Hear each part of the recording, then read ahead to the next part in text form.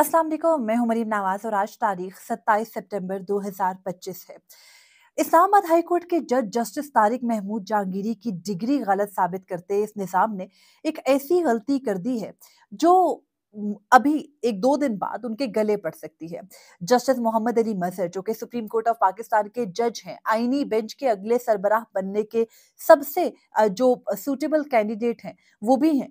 उन्होंने एक ऐसा फैसला जारी किया है जिसके अंदर उन्होंने ना सिर्फ जस्टिस जहांगीरी की फेवर में बात कर दी है, बल्कि जस्टिस जहांगीरी के अगले जो पीर को केस की समाअत होनी है, उसके लिए भी एक दिलचस्प माहौल बना दिया है। उसके अलावा निज़ाम ने जस्टिस जहांगीरी की डिग्री कैंसल कराते वक्त उनकी डिग्री को सच तस्लीम कर लिया है। ये सारा मामला और मुद्दा है क्या? इससे मुतालिक तफसीलात आपके साथ शेयर करती हूँ। हम आगाज करते हैं बात का इस चीज से कि सुप्रीम कोर्ट ऑफ पाकिस्तान ने रवां हफ्ते में जो अभी चल रहा है हफ्ता, इस हफ्ते के अंदर पे दर पे फैसले जारी किए। पहला फैसला जारी किया जस्टिस जमाल मंदोखिल ने और अब दूसरा फैसला जारी किया जस्टिस मोहम्मद अली मसर ने। जस्टिस जमाल मंदोखिल ने फैसला जारी किया जो कि सुप्रीम कोर्ट ऑफ पाकिस्तान के सीनियर प्यूनी जज जस्टिस मंसूर अली शाह के खिलाफ था, जब उन्होंने सुप्रीम कोर्ट में अपने इख्तियारात से मुतालिक बात की। वो जो इख्तियारात की जंग जनवरी 2025 में चली, उस मामले पर जब जस्टिस जमाल मंदोखिल सितंबर 2025 में आकर यानी ठीक 9 माह के बाद फैसला जारी करते हैं, तो उस फैसले के अंदर जस्टिस जमाल मंदोखिल जो वजूहात लिखते हैं वो हाई कोर्ट की हद तक भी लिख देते हैं। वो आर्टिकल 199 का तस्करा भी कर देते हैं और वो करार दे देते हैं फैसले में बार बार कि एक हाई कोर्ट का जज दूसरे हाई कोर्ट के या एक सुप्रीम कोर्ट का जज अपने साथी सुप्रीम कोर्ट के जज के बारे में कोई फैसला जारी नहीं कर सकता। उसके अंदर वो बहुत सारी वजूहात देते हैं, बहुत सारे लोग इसको बहुत मुख्तलिफ जावियों से देखते हैं। लेकिन जस्टिस जमाल मंदोखिल उस बेंच का भी हिस्सा हैं जो जस्टिस तारिक महमूद जहांगीरी के मुकदमे की समाअत करने जा रहा है 2 दिन के बाद। और ये जो बेंच होगा यानी जिसके अंदर समाअत होने जा रही है जस्टिस तारिक महमूद जहांगीरी के मुकदमे की, इस मुकदमे की समाअत करने वाले बेंच के अंदर जस्टिस अमीनुद्दीन खान मौजूद हैं। और जस्टिस अमीनुद्दीन खान जो है, जब उनके दाएं-बाएं जस्टिस मोहम्मद अली मजहर और जस्टिस जमाल मंदोखिल बैठे होते हैं, तो बेसिकली बेंच को प्रिसाइड वही दोनों कर रहे होते हैं, वही चला रहे होते हैं। अब बाकी मेंबरान भी अहम हैं, जस्टिस हसन अज़हर रिज़वी वही कहेंगे जो जस्टिस मोहम्मद अली मजहर कहेंगे, गो कि उनकी राय जो है वो रिमार्क्स की हद तक मुख्तलिफ हो सकती है, लेकिन फैसला वही होगा जो जस्टिस मोहम्मद अली मजहर के की राय होगी। उसके अलावा दूसरे जो जज साहिब हैं वो जस्टिस शाहिद बिलाल हसन हैं, जिन्होंने इस्लामाबाद हाई कोर्ट के जजेस सीनियरिटी केस में जस्टिस मोहम्मद अली मजहर का साथ दिया है। तो जस्टिस शाहिद बिलाल हसन, जस्टिस मोहम्मद अली मजहर और ये जो जस्टिस हसन अज़हर रिज़वी हैं, ये सारे जो जज साहिबान हैं, अब इनकी एक आरा सामने आई है और वो आई है अदालती फैसले की सूरत। इस्लामाबाद हाई कोर्ट के जजेस सीनियरिटी केस के अंदर 5 रुकनी बेंच था, आपको याद है। उस 5 रुकनी बेंच के अंदर जस्टिस मोहम्मद अली मजहर बेंच के सरबराह, justice Naeem Akhtar Afghan, justice Shahid Bilal Hasan, justice Salahuddin Panwar और जस्टिस शकील अहमद रुकन थे। जस्टिस शकील अहमद और जस्टिस नईम अख्तर अफगान ने इख्तलाफ किया, अभी इख्तलाफी वजूहात आना बाकी है। लेकिन जस्टिस जमाल मंदोखिल, जस्टिस मोहम्मद अली मजहर, जमाल मंदोखिल साहब इस बेंच में नहीं है, जस्टिस मोहम्मद अली मजहर, जस्टिस शाहिद बिलाल हसन और जस्टिस सलाहुद्दीन पंवर ने एक फैसला जारी किया। अब वो फैसला जस्टिस जहांगीरी को मुकम्मल तौर पर जो है सहूलत देने को तैयार है। उस फैसले के अंदर जस्टिस मोहम्मद अली मजहर ने कुछ ऐसी रीजनिंग्स दी हैं जो रीजनिंग्स किसी भी तरह से हकीकत के करीब नहीं लगती, और अगर लगती हैं तो ऐसे है कि जैसे आप जनूब और शुमाल को जो है वो आपस में मिलाने की कोशिश कर रहे हो। मैं ऐसा दावा इसलिए कर रही हूँ कि जब मैं आपको रीजनिंग बताऊंगी तो आप खुद भी ये तय कर पाएंगे कि उन्होंने ऐसा कैसे किया। अब जस्टिस मोहम्मद अली मजहर क्या लिखते हैं? जस्टिस मोहम्मद अली मजहर जजमेंट के अंदर लिखते हैं कि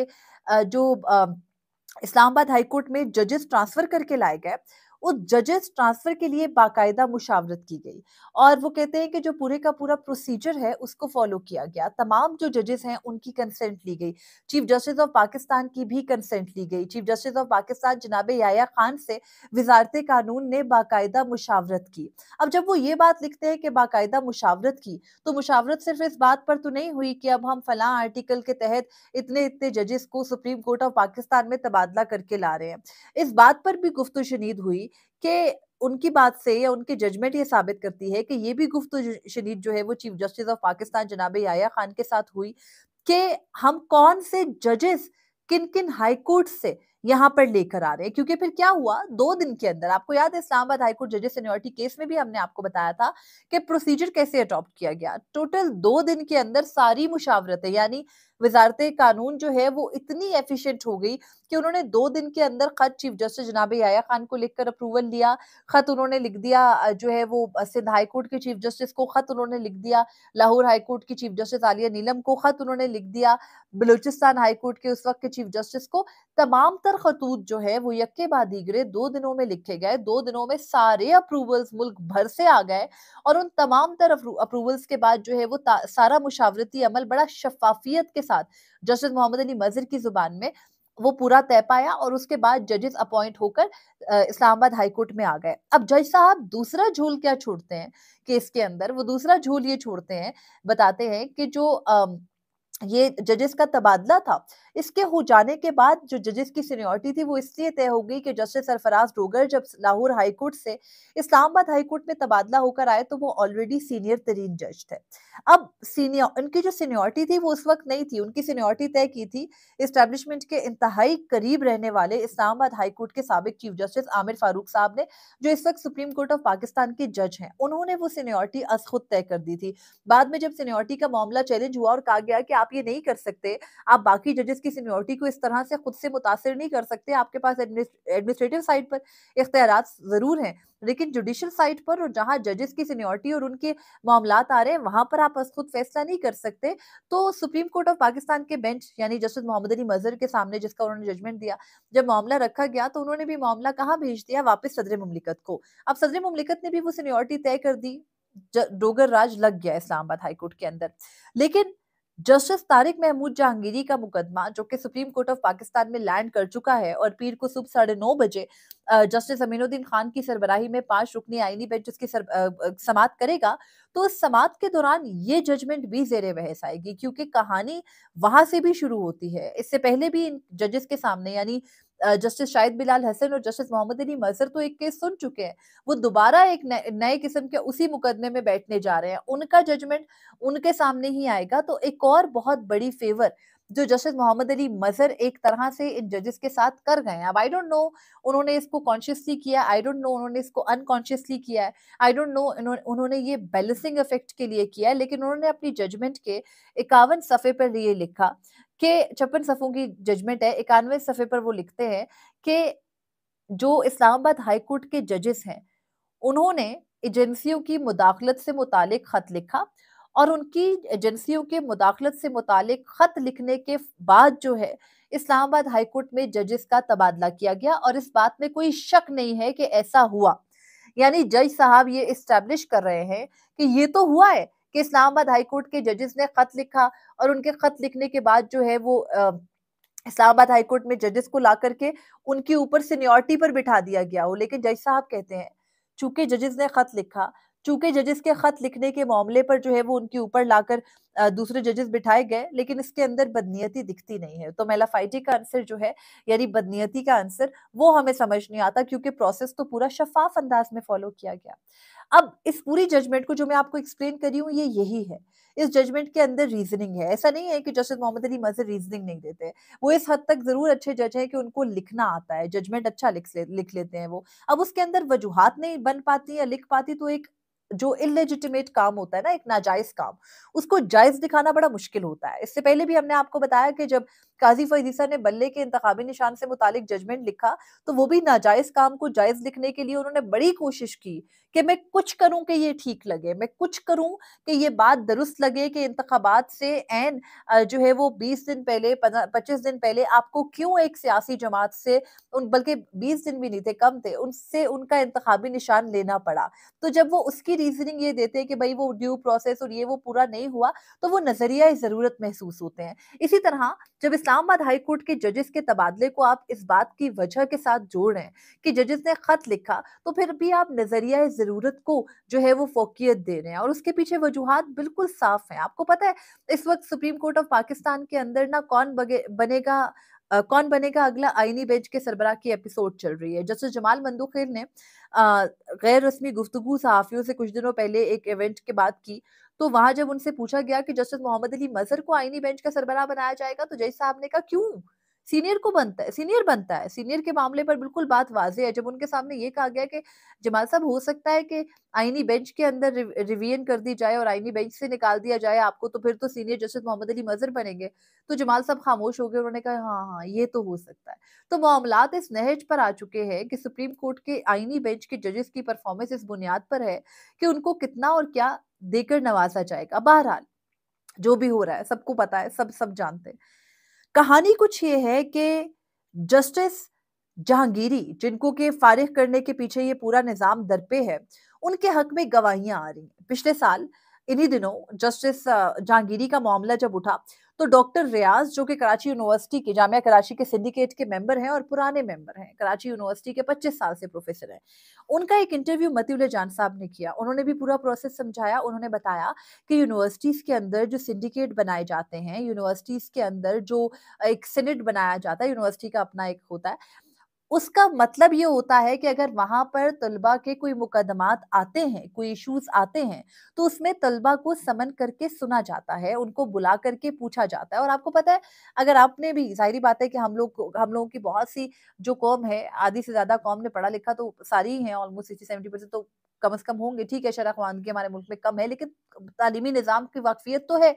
अब हमारे मुल्क में जिसको भी तालीमी निज़ाम की वाक़फ़ियत है, मैं खुद एक यूनिवर्सिटी में पढ़ा चुकी हूँ, तो मैं ये जानती हूँ कि जब आप एक यूनिवर्सिटी के अंदर जब स्टूडेंट्स के कोई इश्यूज़ उठते हैं, मिसाल के तौर पर एक उस्ताद के सामने एक मामलात आते हैं, तो वो उस्ताद भी ये कहता है कि अगर 2 स्टूडेंट्स के दरमियान में कोई मसला है, अगर टीचर और स्टूडेंट के दरमियान में कोई मसला है, अगर स्टूडेंट की चीटिंग का मसला है, ग्रेड का इश्यू है, उसकी किसी एक्टिविटी की वजह से उसके ऊपर पाबंदी लगी है, तो हम कम से कम उसको सुनते हैं।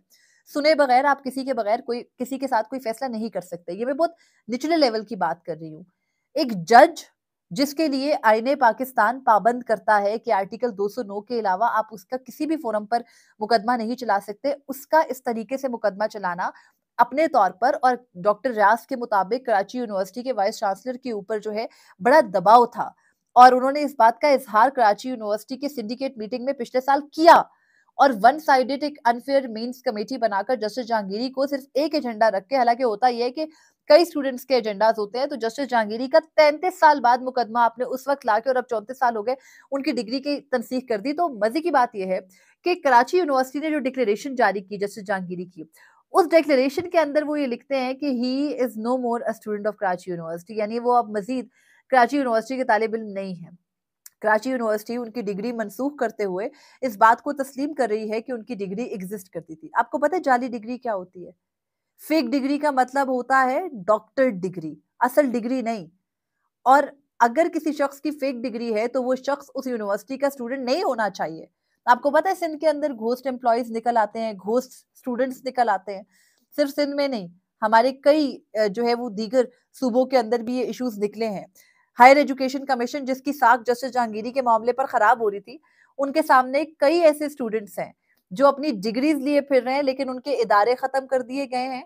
तो उन स्टूडेंट्स के पास कोई जगह नहीं है जाने की। उन्होंने पढ़ा है, लेकिन आगे इदारा अब एग्जिस्ट नहीं करता, उसका कोई मसला हो गया है, तो स्टूडेंट्स की डिग्रीज नहीं है। इस मुल्क में निजाम इस तरह से चलता है। हाँ, अगर ये कोई हार्वर्ड लॉ होता, अगर ये कोई जो है ना वो कैम्ब्रिज यूनिवर्सिटी होती, अगर ये कोई लिंकर्स इन होता, तो मैं कहती कि हाँ भाई, जस्टिस जहांगीरी ने कोई ऐसी हरकत की है उस जमाने में जिसकी वजह से उनकी डिग्री कैंसिल हो गई। तो अगर ये वो इदारे होते, तो उनकी डिग्री मौजूद ना होती। जस्टिस जहांगीरी ने जब वकला के लिए जो वकालत का लाइसेंस अप्लाई किया, तो डिग्री देकर किया। जब जज के लिए अप्लाई किया, तो जो सीवी और सारे डॉक्यूमेंट्स की स्क्रूटनी खुफिया एजेंसियों के साथ मिलकर की जाती थी, बाद में उसको छोड़ा गया, तो बाकायदा जो तहकीक की जाती है, वो उसके अंदर यही सब देखा और जांचा जाता है। सिर्फ ये नहीं देखा जाता जज का किरदार कैसा है, सिर्फ ये नहीं देखा जाता कि जज काबिल कैसा है, सिर्फ ये नहीं देखा जाता कि जज के कोई ऐसे मामलात तो नहीं है जो मुस्तकबिल में जाकर हॉन्ट ना करे। तो इस्लामाबाद हाई कोर्ट के जजेस को सजा देने का जो सिलसिला जारी है, इसके अंदर गवाहियां आने का सिलसिला भी जारी है। जस्टिस जहांगीरी के एक साबिक क्लास फेलो है, जिनका हमारे कोर्ट रिपोर्टर है, सिंध हाई कोर्ट भी कवर करते हैं, और बहुत जो है ना वो जाफशानी से करते हैं, शाहिद हुसैन साहब। उन्होंने इंटरव्यू किया, और उन्होंने बाकायदा तस्दीक की जस्टिस जहांगीरी के क्लास फेलो होने के नाते कि जस्टिस जहांगीरी एक एक्टिव स्टूडेंट थे, और उन्होंने तमाम तर अपने एग्जाम्स भी दिए, वो अपीयर होते रहे। उनकी गुफ्तगू शाहिद हुसैन साहब के चैनल पर मौजूद है, आप जाकर जरूर देखिएगा। फिर मतीउल जान साहब ने लास्ट ईयर डॉक्टर रियाज का इंटरव्यू किया, वो उनके चैनल पर मौजूद है, आप जाकर देखिएगा। इन तमाम तर शवाहिद की रोशनी में, और फिर ये कहना कराची यूनिवर्सिटी का कि हमने जस्टिस जहांगीरी की डिग्री मनसूख कर दी है, इस बात का सबूत है कि एक डिग्री मौजूद थी, तो आपको मनसूख करना पड़ी। इससे बड़ा जोक इस मुल्क में कोई नहीं हो सकता। तो बहरहाल ये जो है वो अपडेट है अब तक की जस्टिस जहांगीरी के हक में गवाहियाँ आ रही हैं। और जो निज़ाम की गलती है, वो इस ज़िम्न में पकड़ी गई है, कराची यूनिवर्सिटी की डिग्री तनसीख करने के डिक्लेरेशन के अंदर कि अगर डिग्री थी नहीं, तो आपने कैसे उसको और अगर फेक थी, तो आपको कैसे इतने अरसे बाद पता चला? और जस्टिस जहांगीरी के केस में जो एक बड़ा पर्टिनेंट सा पॉइंट जो कि मुझे पहले दिन से तंग कर रहा है, भई कराची यूनिवर्सिटी इस मुल्क की एक ठीक है कि गरीब यूनिवर्सिटी समझी जाती है, लेकिन एक बड़ा नाम है। उस जामिया कराची की यूनिवर्सिटी सॉरी डिग्री जो है सनद, वो अगर किसी शख्स की इतने सालों के बाद गलत निकल रही है, तो फिर तो जामिया कराची से पढ़े जाने वाले हर शख्स की डिग्री की छानबीन होनी चाहिए और देखा जाना चाहिए किसका रिकॉर्ड है, किसका नहीं है। उस वक़्त पेपर रिकॉर्ड होता था। बड़ा आसान है उस वक़्त के किसी भी शख्स के पेपर रिकॉर्ड को खत्म करके कहना कि हमारे पास कोई रिकॉर्ड नहीं है, इस रिकॉर्ड पर किसी और शख्स की नॉमिनेशन है, इनके एनरोलमेंट नंबर पे कोई और है। और इनको इस साल में एग्ज़ाम्स देने की ममानियत थी, लेकिन उन्होंने एग्ज़ाम्स दे दिए। तो बहरहाल डॉक्टर रियाज़ के मुताबिक कराची यूनिवर्सिटी के सिंडिकेट ने उस वक़्त भी बैठकर वो स्टूडेंट्स को एग्ज़ाम्पशन्स दे देते थे। मतलब अगर मिसाल के तौर पर किसी स्टूडेंट के ऊपर चीटिंग की वजह से या किसी एक्टिविटी की वजह से एग्ज़ाम देने के लिए 1 साल की पाबंदी लगी है, तो डॉक्टर रियाज़ कहते हैं कि यूनिवर्सिटी के सामने जब वो पेश होकर जो है वो दरख्वास्त करते थे, तो वो उस टाइम पीरियड को कम करके 3 महीने 6 माह भी कर देते थे। तो जस्टिस जहांगीरी के केस में ये हुआ या नहीं हुआ, इसका रिकॉर्ड कौन लाएगा? कराची यूनिवर्सिटी। वो कराची यूनिवर्सिटी जिनके वाइस चांसलर को पिछले साल पहले इस्लामाबाद बुलाया गया, इस्लामाबाद से वो वापस गए तो उन्हें कहा गया कि हमारे सामने कोई दरख्वास्त है, जज साहब की डिग्री की छानबीन करनी है। छानबीन करके वन साइडेड जज साहब को बुलाया नहीं गया, वो किया गया जो किसी आम स्टूडेंट के मामले पर भी नहीं किया जाता। आईने पाकिस्तान जिस चीज़ से मना करता है, आपने वो किया। अगर आपको जज के खिलाफ इतना पर्टिनेंट मामला था, तो सुप्रीम जुडिशियल काउंसिल भी हज़ूर आपकी थी। पिछले साल भी काज़ी फ़ैज़ ईसा ही बैठे थे, बड़े एक्टिवली ओपनली मामलात करते थे, वो भी कर सकते थे। लेकिन आपने इसलिए नहीं किया क्योंकि आपको यकीन था कि अगर काज़ी फ़ैज़ ईसा जैसे शख्स ने भी ये मामला किया, तो वो वहाँ पर भी थोड़ी जमहूरियत होगी। हमें चीफ जस्टिस जनाब याह्या खान जैसा, जस्टिस सरफराज डोगर जैसा, जस्टिस आलिया नीलम जैसा, जस्टिस रोज़ी खान जैसा बंदा चाहिए, जो आँखें बंद करके हमारे अहकामात पर अमल करे। तो आपने वही करने की कोशिश तो की, लेकिन जस्टिस जहांगीरी के हक में सुप्रीम कोर्ट की ये लिखी गई 2 जजमेंट्स भी काम आएँगी और उसके अलावा उनके हक में देने वाली गवाहियाँ जो है वो भी काम आएँगी। लेकिन उसके लिए एक चीज़ बुनियादी असूल है और वो है शफ़ाफ़ियत। अगर आपने इस निज़ाम के साथ मिलकर इस वक़्त जज को हर सूरत घर नहीं भेजना और कोई जो है ना इस मुल्क के अंदर सैनिटी बरकरार रखनी है, तो फिर देखना होगा कि किस तरीके से मामलात चल रहे हैं। सिर्फ़ टीवी चैनल्स पर पाबंदी लगा देना कि जस्टिस जहांगीरी का नाम ना लो, उनका केस ना चलाओ, सब कुछ ठीक नहीं हो जाता। मुझे इजाज़त दीजिए। अल्लाह हाफ़िज़ और अपने फ़ीडबैक से ज़रूर आगाह कीजिएगा।